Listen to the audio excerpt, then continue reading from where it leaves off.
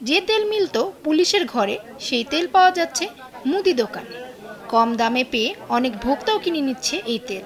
সম্প্রতি এভাবেই মুদির দোকানে পুলিশের রেশনের তেল পেয়েছে ভোক্তা অধিকার।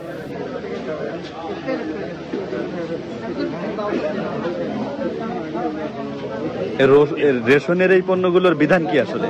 ভোক্তা অধিকারের প্রতিবারের অভিযানের মতো আরও একটি অভিযানে উঠে এসেছে এমনই চিত্র।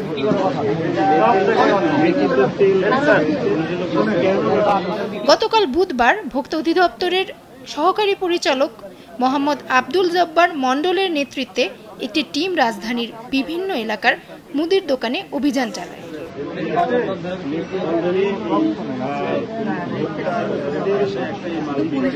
বিভিন্ন দোকানীদের সাথে সরেজমিনে কথা বলেন ভোক্তা অধিদপ্তরের ঢাকা জেলা অফিস প্রধান মোহাম্মদ আব্দুল জব্বার মণ্ডল।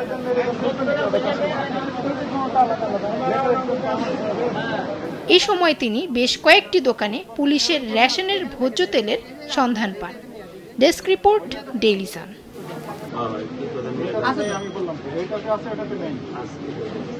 কোন কোম্পানি সেটা?